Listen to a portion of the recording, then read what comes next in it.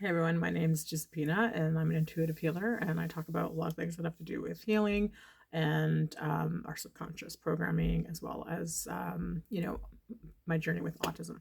So let's get started. So, this video is about three things that will increase your chances of finding true love.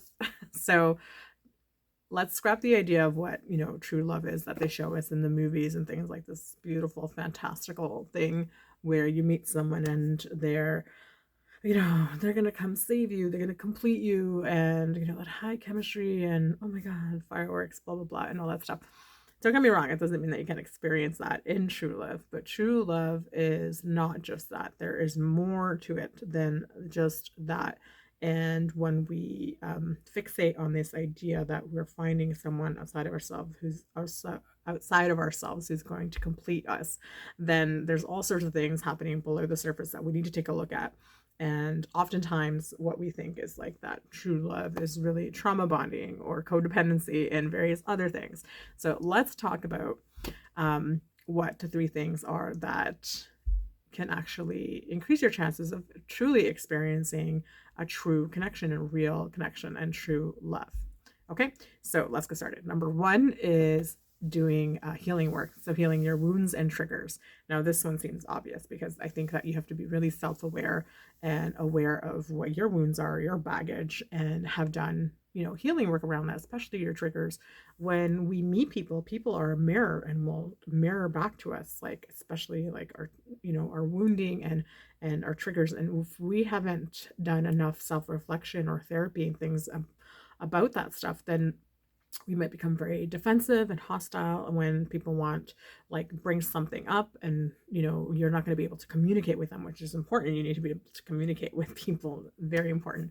And so being aware of your wounds and have done healing around that, and also being able to sit into the discomfort of your own triggers to kind of like work through them and communicate with your partner is going to be really important.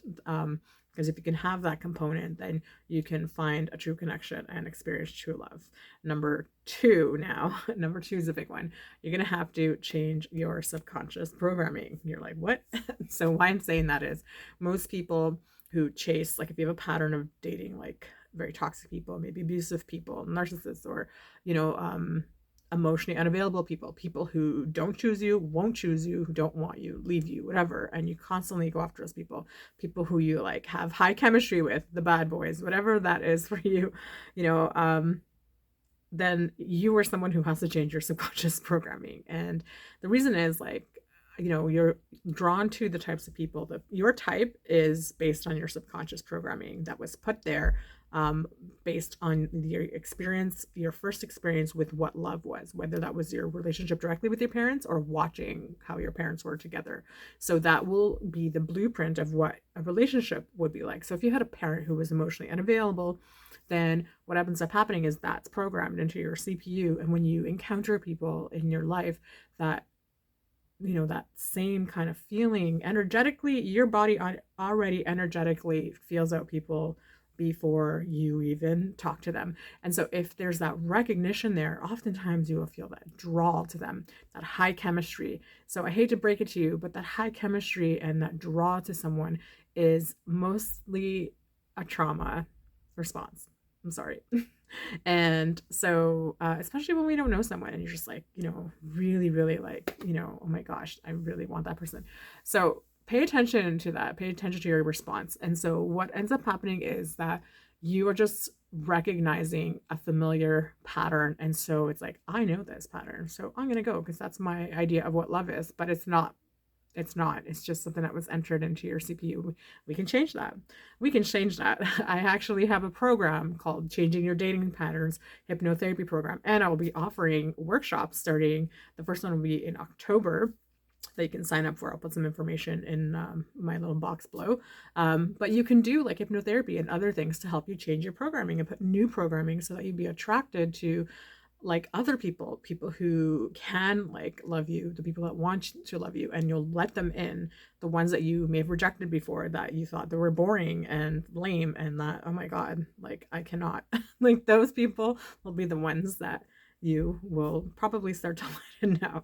So you need that if you want to experience true love. And the third one is you have to be able to show up as your authentic self and be able to unmask, especially for those of us who are maybe like late diagnosed and have been high masking our whole lives, and being able to connect with, you know, who you are, your true self, and being able to show up as your true self with someone is vital. It's a vital piece of that puzzle if you want to connect with someone, because if you're not connecting with someone as your truest self, then you aren't connecting with them.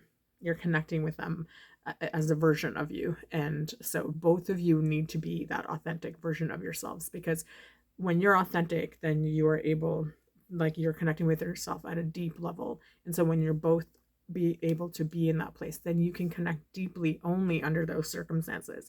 Because if you're only masking, or you're not authentic, or you're showing up as a different version of yourself, you are going to be unable to connect that deeply with someone. It's just impossible. You're always going to be connecting at a surface level. You're never going to be able to plant roots in that relationship.